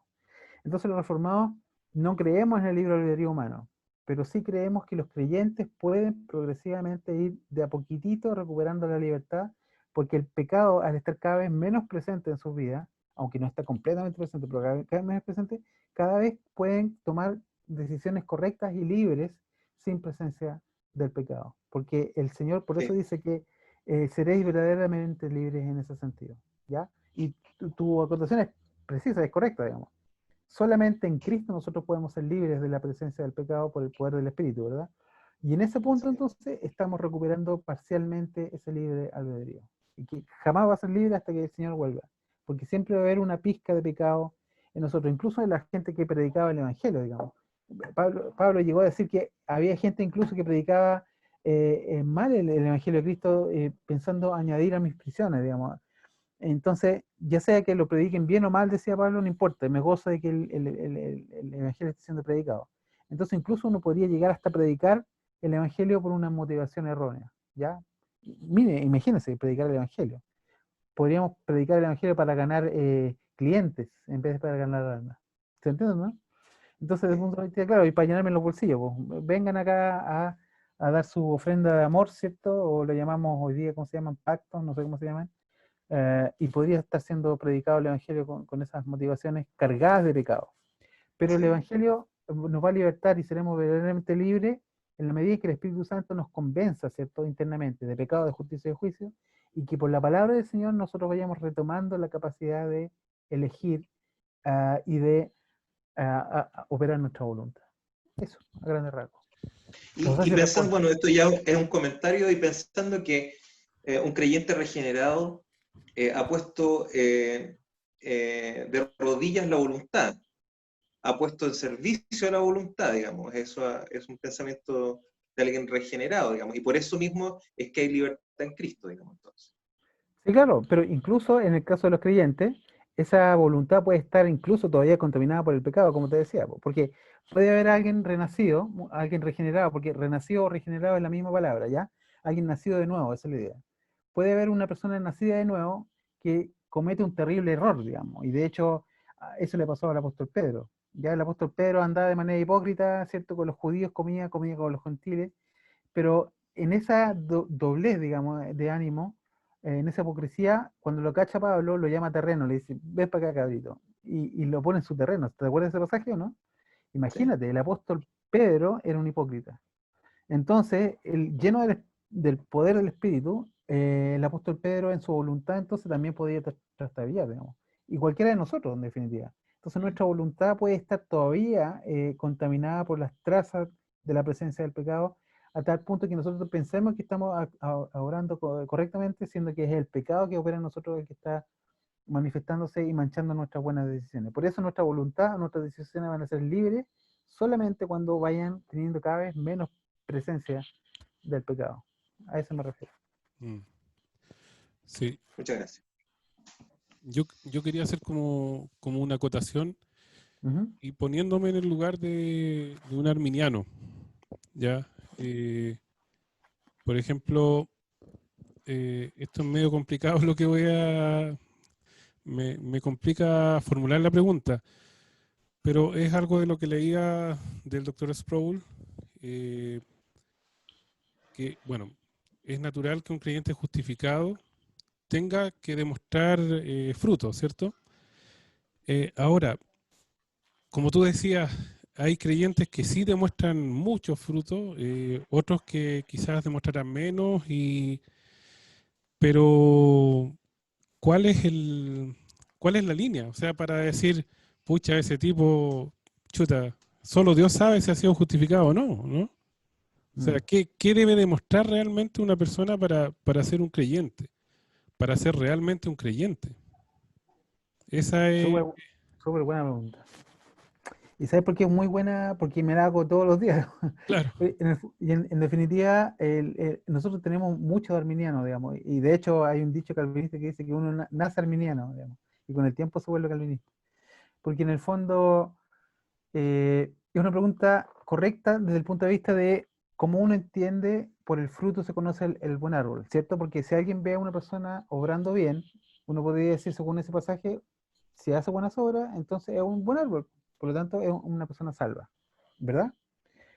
Pero fíjate que en esa lógica nosotros estamos obviando el elemento de la presencia del pecado, como decíamos recién, que hay cosas que pueden estar siendo hechas correctamente, pero con un corazón pernicioso, ¿ya? Con un corazón egoísta, digamos. Hay gente, como dice Pablo, que puede vender todo lo que tiene para dárselo a los pobres, pero no tiene amor. ¿Qué es lo que nosotros vemos? Las obras, propiamente tal, los frutos, entre comillas, ¿cierto? Pero no vemos su corazón. Entonces, como nosotros no vemos lo que hay en el hombre, nosotros podemos cometer el error de interpretar incorrectamente a una persona. Es decir, si este hombre es un justo, porque miren las cosas que hace. Pero no tenemos idea qué es lo que verdaderamente mueve a su corazón. ¿Cachai? Entonces, desde ese punto de vista, la interpretación correcta de la vida de una persona, creo yo, le corresponde solamente al Señor. Ya sea que ande medio chueco o ya sea que sea un hombre intachable desde el punto de vista de la moral pública. Porque no sabemos qué tipo de persona hace las cosas mediante la motivación correcta o incorrecta, ¿cachai? Ahora, como podemos cometer una equivocación terrible en juzgarlo para bien o para mal, entonces mejor no meterse y no juzgar. A eso se refiere Jesús, a todo esto: no juzguéis y no seréis juzgados, digamos. No en emitir un juicio probablemente tal, porque sí nosotros tenemos que juzgar en esta vida las cosas injustas, po. Pero se refiere a no juzgar con justo, o sea, de manera injusta, digamos. Hay que juzgar con justo juicio. Ahora, el justo juicio en el caso de las motivaciones es complejo, porque ¿cómo sabemos nosotros si el tipo está obrando con una correcta motivación? Y no vemos el corazón. Pero la pregunta es muy, muy buena, porque no podemos saber qué es definitivamente una obra correcta de una persona regenerada. Sí, que, mira, yo me quedaba con una de de las proposiciones del doctor Sproul, y él decía que en el fondo incluso nosotros podemos tener modales y podemos tener incluso pecados o errores que nunca hemos cambiado en la vida. Pero decía, pucha, mírate para atrás y mira lo que has mejorado.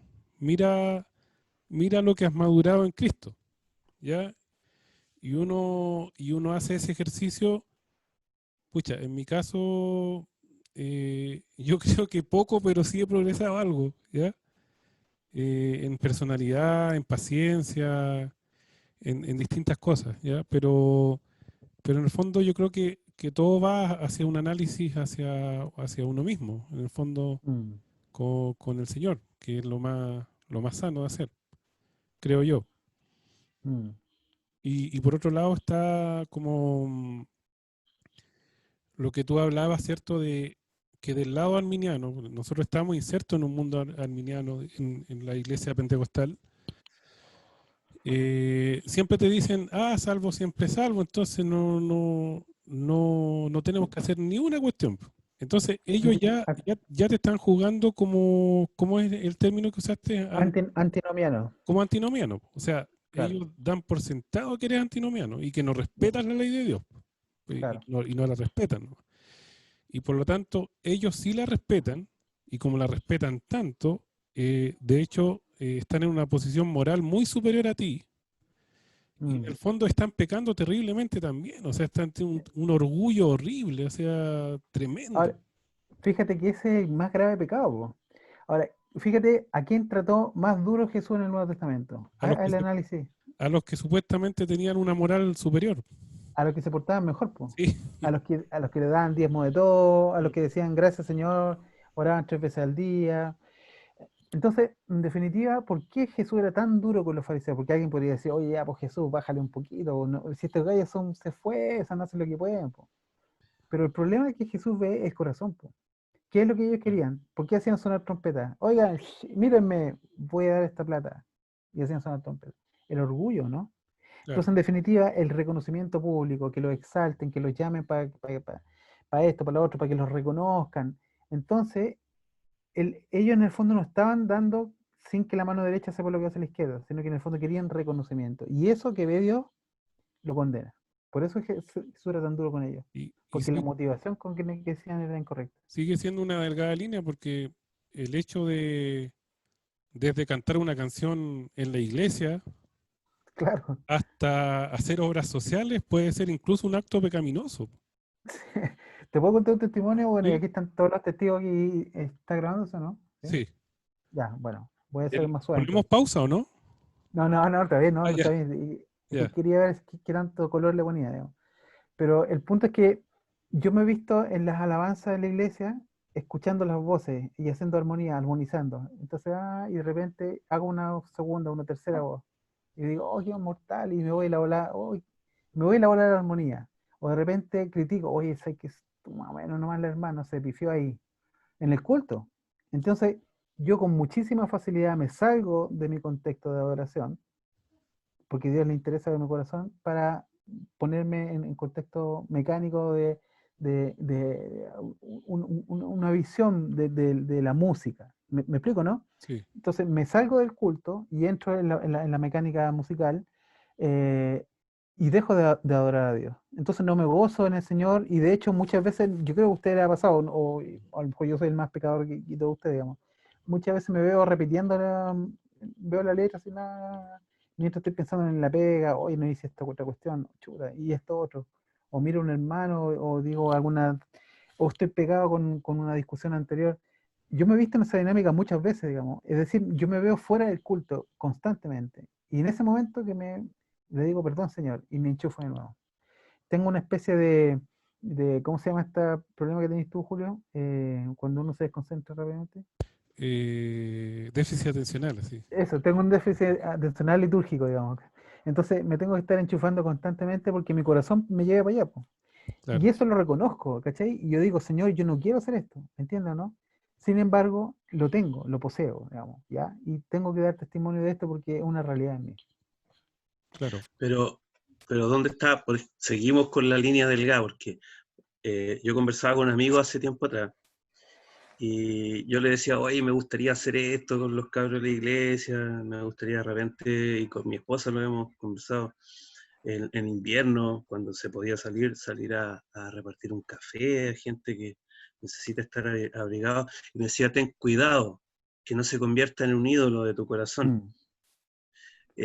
Está bien, sí, en cierto sentido tiene razón, porque los fariseos, como tú decías, hacían todo para ser vistos, no con una motivación pura, digamos, Mm. para alabar al Señor. Pero ¿no es mejor el hecho de que la iglesia se muestre como tal? Claro. No es mejor que la iglesia vaya igual, aunque la motivación de tu corazón no esté 100%. A ver, yo sé que debe estar 100% en que lo que haces, lo haces para el Señor, ¿no es cierto? Y como tú decías, yo igual de repente me voy del culto, digo, chuta, no hice esto, o mañana lunes tengo que llegar a Mm. hacer esto a la pega, te vas, a Sí. veces motivo te vas, pero de repente ocupamos esos también, eso, ocupamos esas excusas para también no hacer las cosas. Sí, po. Mira, en respuesta a eso, Manuel, el libro de Sproul habla del quietismo. ¿Te Quieti- acuerdas del capítulo 44? Quietismo. Ya. El quietismo es la postura contraria de justamente no hacer nada. Es decir, como ya está todo hecho, dicen los quietistas, entonces nosotros tenemos que sentarnos para que el Espíritu Santo haga toda la pega. Y esa es una llamado anti-santificación, si tú te fijas, porque en el fondo el quietismo es una inmovilización. Como Dios ya hizo todo, yo no hago nada. Pero es un pecado en definitiva, porque tengo que ir, y el llamado a la escritura es asistir a los pobres en sus necesidades, etcétera. Entonces, tu llamado de atención es maravilloso. Cuando nosotros vayamos a acudir a los pobres, en el camino nos vamos a dar cuenta que estamos haciendo la voluntad del Señor. ¿Cachai, no? Ahora, si la motivación de ir a asistir a los pobres es, oye, antes de ir a asistir a los pobres, llamemos al canal 7 para que vean lo que estamos haciendo. ¿Cachai, no? ¿Dónde nos pifiamos? Entonces, ahí está el sentido. Y la línea del gallo, estoy completamente de acuerdo contigo, digamos. La podemos pasar como legalista y también la podemos pasar como quietista. ¿Cachai? Exacto. Y la línea está ahí, vamos por la cornisa, digamos. Porque también puede estar el deseo del corazón y que te duele, por ejemplo, ver a personas en situación de calle, te duele ver personas teniendo frío, te duele ver personas con niños que no tienen, digamos, que echar en la boca, pero te duele nomás, pues te quedaste ahí. Pues. O sea, la intención es correcta, está bien la intención, pero no lo hiciste. Sí, po. No Ahora, hiciste fíjate, nada con respecto a eso. y aquí hay un llamado, fíjate, a la iglesia como un organismo orgánico, voy a aclarar la redundancia. Aquí es súper interesante el concepto de los dones, los llamados y los ministerios. ¿Cómo va la iglesia a atender a los pobres? ¿Van el 100% de los miembros? No, No, No. pues, van, ¿quiénes van? no, Los que tienen un llamado no que- particular y un don claro, particular. Pero fíjate claro. que esos pocos que van, que tienen un don del Señor, van en representación de quién? De toda la iglesia. Sí. Entonces, Sí, claro. tu iglesia va en atención a los pobres cuando van 3, 4, 5. ¿Entiendes o no? Y ya la Sí, iglesia se preocupa de los pobres. Entonces, eso es súper interesante, que el llamado orgánico es, en la medida que tú tengas un don o un llamado particular o un ministerio o una operación del Espíritu Santo, ocúpala para la gloria de Dios, porque Dios te va a dar cuenta de eso. Y en esa medida la iglesia ya está involucrada en un llamado particular. Y como todos tenemos sí, diferentes dones, podemos ramificarnos. sí, está claro, porque obviamente no todos son evangelistas o no todos son misioneros, pero de repente hemos escuchado que hay misioneros, hemos escuchado de llamados a ofrendar, y dice, oh, que le vaya bien, mira, qué interesante el hermano misionero que está allá en un país perdido en África Central, pero resulta que no, No hay billuyo, digamos.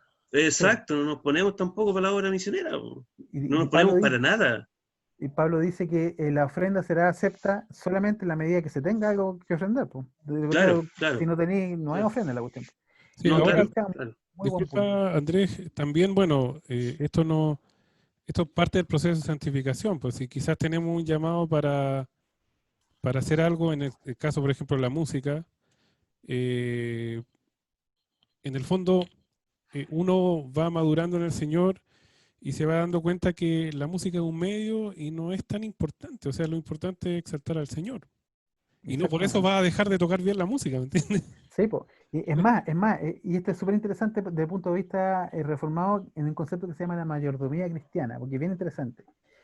Desde el punto de vista de la mayordomía cristiana, lo que Dios exige es lo mejor que nosotros tengamos en términos de lo que podemos ofrecer, ¿ya? David, por ejemplo, dijo, yo no le voy a dar nada al Señor que no me cueste.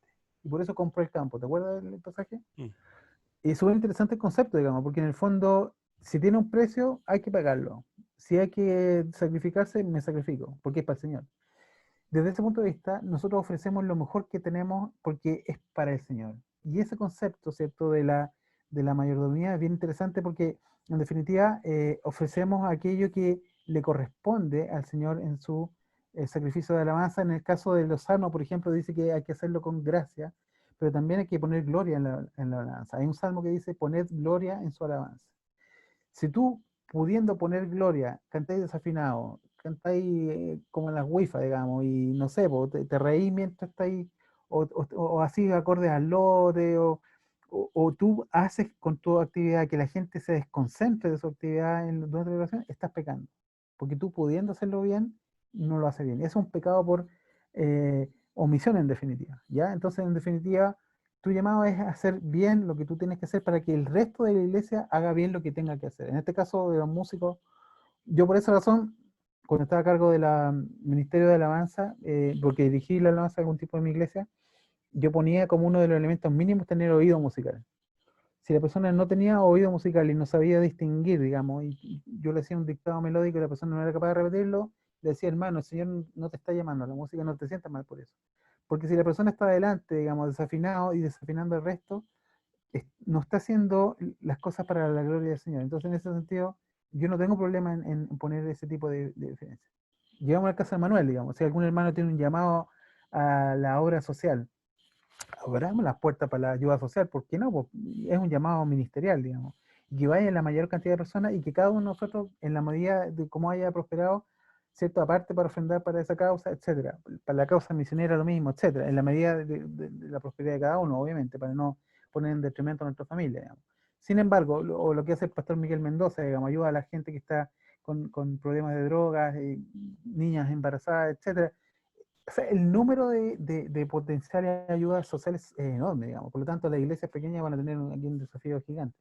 Sin embargo, hagámoslo. ¿Por qué no? Porque hay personas que tienen dones y llamados en esa área. Y así con cada una de las obras, digamos. Ahora, el punto está en si tú no lo quieres hacer, ¿ya? Y aquellos que no lo quieren hacer son malos mayordomos. ¿Y se acuerdan lo que hace el Señor Jesús con los malos mayordomos?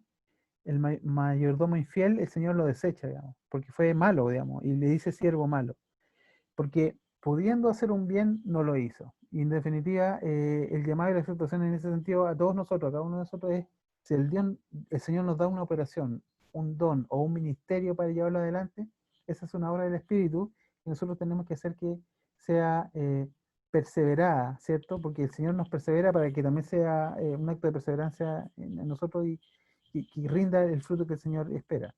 Sí. De lo contrario, estamos siendo injustos con el Señor, porque el Señor nos dio dones y talentos en diferentes áreas para hacer diferentes obras. Entonces, desde ese punto de vista, hay un tema con la mayordomía muy fuerte.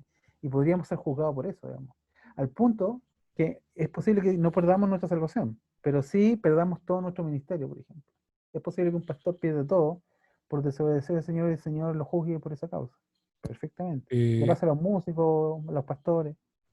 Oye, a propósito de, bueno, no sé si Miguel o Roberto quieren mencionar algo. Miguel. Pas-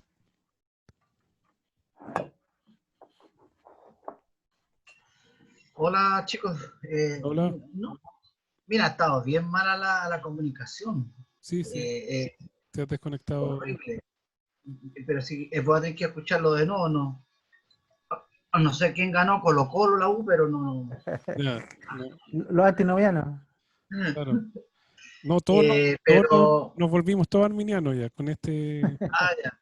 Sí. Bueno, yo conversaba con Manuel hace poco, como a las 7 de la tarde, y hablamos algo parecido, me decía él, mira, tú no debes sentir rechazo a los LED, ni a lo, me decía, a la farándula, a lo mejor a lo que tú venías, pero porque al final, dijo, pues, antes poníamos proyecciones, ahora que se hace, se coloca un LED, entonces uno ve versículos o canta las canciones.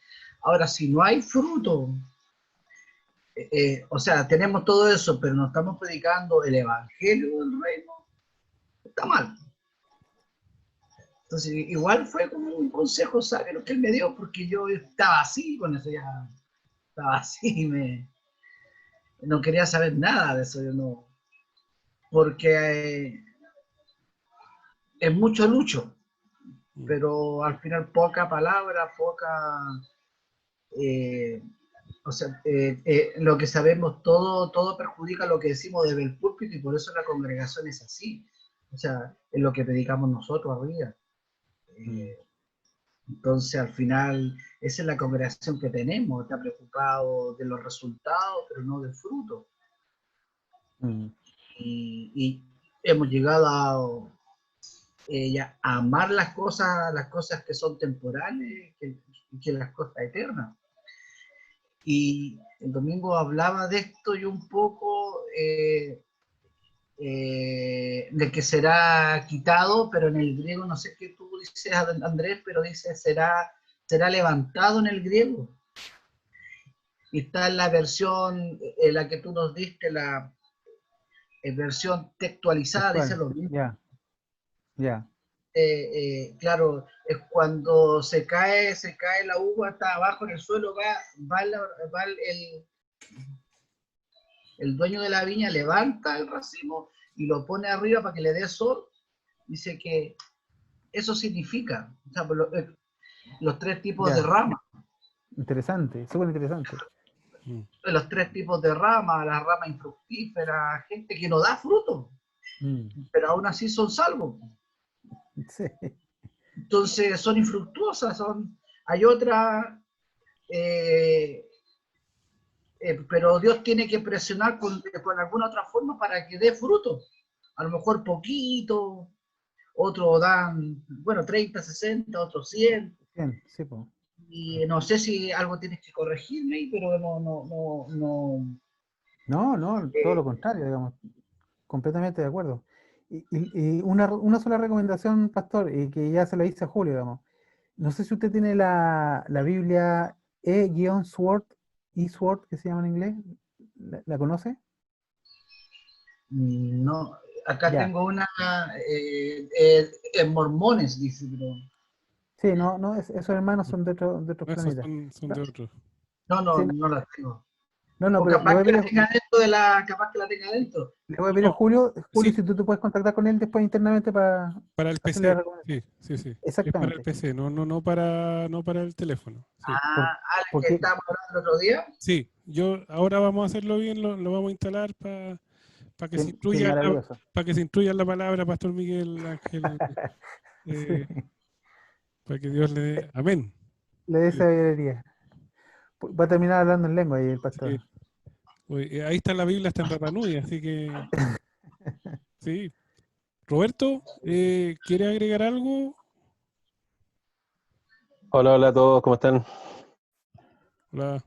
Hola. Eh, bueno, estaba escuchando, la verdad que se podrían decir muchas cosas, apreciaciones, lo que decía Andrés que me identificó mucho de que uno se acerca a tu pregunta, Julio, que esa pregunta se la hace todos los días, o sea, y yo creo que nos acompaña cotidianamente y otras preguntas, ¿no? Donde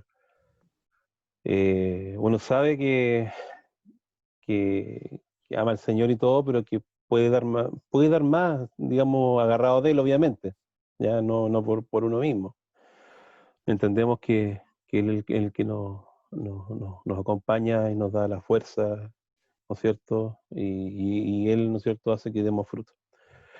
Pero sí, mira, eh, hay muchas cosas que la iglesia hace y que no hace.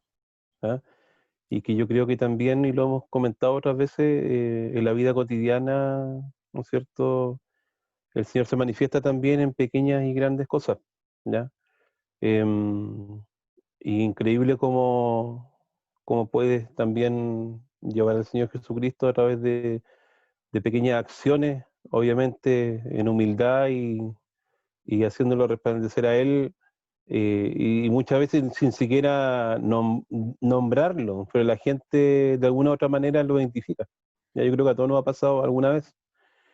Y por otra parte también estaba un poquito entre triste y preocupado porque le apagué la cámara en unos momentos, que a mi esposa recién le comunicaron que parece que ayer en la tarde mataron a una exalumna de ella, la pareja la asfixió y la dejó con una guaguita de 1 mes, huérfana. Así que terrible, se acordaba muy bien de ella en sus clases, ella le hacía religión ya en el colegio. Entonces, es triste, es triste. Y ahí cuando escuchaba que hablaban de todos estos temas, ¿no es cierto?, del pecado del hombre, etcétera, ahí se ve reflejado algo terrible. Y Dios nos libre también de algo así. Un poco también pedirle la oración por esa familia y también por mi esposa que está bien afectada. Mm. Eso. Horrible. Bueno, Terrible, pues, bueno, vamos a orar por ella. Después, si Mm. puede dar el dato, porfa, no sé si a Julio puede ser para que lo comportamos en el grupo de estudio bíblico para orar por ella. Pues, ya, sí. Ok, nos Andrés, ya. tu Ya. nombre y toda la información de tu esposa también para orar por ella, digamos. Mm, ¿Ya? Ya, gracias. Y en general, bueno, esas son las consecuencias del pecado, ¿cachai? Ahora, Mm. no podemos obviarla, por un lado no podemos obviarla, tenemos que asistir a las personas que están siendo afectadas por el pecado, obviamente, y hacer todo lo que esté disponible para nosotros para poder acompañar tanto al dolor como también para que pedir que se haga justicia en este caso, digamos. Pero en Mm. definitiva, esa es una de las consecuencias que nosotros vemos del pecado y la razón por la cual tenemos que insistir en la necesidad de realzar la necesidad de arrepentimiento, de predicación del Evangelio para arrepentimiento y poner todos estos Mm. elementos, digamos, Ahora, nosotros no vamos a tener justicia, sino que hasta el día en que venga el Señor Jesucristo a poner justamente todas estas cosas en orden a través de un juicio terrible. Y eso es lo que queremos prevenir a la gente. Le decimos, ¿sabe qué? Va a venir un día en que Dios va a juzgar con justicia todas estas cosas por medio del Evangelio que nosotros estamos predicando. Y por eso las personas tienen una oportunidad a través del Evangelio de oír del perdón que se ofrece, digamos, para que el pecador se arrepienta de lo que está haciendo por el daño que causa, digamos. Sin embargo, es parte de nuestra pega, digamos, y las personas que trabajan, Pastor Miguel, digamos, ustedes mismos como hijos de pastores y personas a cargo de la iglesia, lo saben perfectamente. El pecado como entra en la iglesia y hace estrago, digamos, y ahí está presente. No podemos hacer otra cosa que reconocer que está presente y que causa un efecto terrible, digamos. Pero no por esa razón no podemos desconocer que también hay un aspecto de la gracia operando en la vida de las personas pecadoras, digamos. Una realidad triste, digamos, sin duda. Ya, bueno, Rodrigo, si quieres comentar algo ¿no? Para que cerremos. No veo a Rodrigo ahí. Sí, a Rodrigo Becerra, que el Rodrigo parece, sí, Dijo que estaba escuchando, pero que no, está con visita al parecer. sí. Oye, Sí, dime, Julito, que no te escuché. saludo a la Eli que está de cumpleaños, la esposa de Rodrigo. Gracias. Mira, acá tengo el único que todavía no se quiere ir, Felipe, un ¿Ya? amigo, lamentablemente bautista, pero por lo menos está acá acompañando. No, pero el Señor tiene misericordia igual. Igual. Sí. No, sí, no importa, no importa. Perfecto. Cuéntame, ¿qué me pediste que hiciera, No, Julito? porque si querías comentar algo para ya después. Ah, la verdad es que bendición. estuve ausente prácticamente todo el estudio porque recién se acaba de ir la última persona y acá desactivé la cámara porque aunque estaba acá presente, estaba lleno de niños chicos detrás mío, que está la pieza de Luciano. Vamos a orar por ti entonces hoy día. Le pido perdón al pastor Miguel Ángel, ¿Ya? al pastor Andrés, y me voy a aprender de memoria todo lo que dijo Andrés hoy día. Ya, Tú no haces está un bien. resumen para la otra. Sí, un resumen bien detallado. Ya, Manuel, si podemos terminar con una oración, si la llevas tú o tú Ya. decides quién la lleva ahí. Sí, oramos. Dale. Oramos. Gracias, Andrés, nuevamente por este estudio. Como todos, fantástico. Así que oramos por Andrés, por su familia y por la situación que Roberto decía también y por cada uno de nosotros. Señor, te damos gracias por estar frente a tu palabra, porque tu palabra nos desnuda, Señor, y porque tu palabra, Señor, a la vez nos reconforta, nos alivia, nos abriga. Señor, ayúdanos a no desfallecer en la esperanza gloriosa, Señor. Ayúdanos a mirarte a ti a través de tu palabra cada día, Señor. Ayúdanos a poder crecer en ti, Señor. Ayúdanos a ir creciendo día a día. Te pedimos, Señor, por Andrés, por su familia. Bendícelo, Señor, que Él nos ha bendecido, Señor, al darnos estos estudios. Te pedimos por la situación que también mencionaba Roberto, Señor. Pon consuelo en esa familia, Señor, también en Lisette, que le ha afectado de esto, Señor. Te pido que tu amor, Señor, sea con esa situación, Señor, terrible de pecado. Te pedimos, Señor, que tú nos bendigas para que podamos también meditar en lo que conversaba Andrés hoy día y que tu bendición, Señor, sea con cada uno de nosotros. Gracias, Señor, por todo lo que nos has enseñado. En el nombre de Jesús. Amén y amén. Amén. Ya, muchachos. Saludos, hermanos, a todos. Que Dios los bendiga. Igualmente. Chao, también. Bendiciones. Saludos, Claudio. Chao. Chao, chao. Adiós, nos vemos Chao. el miércoles si Dios quiere. Chao, los quiero. Chao, chao.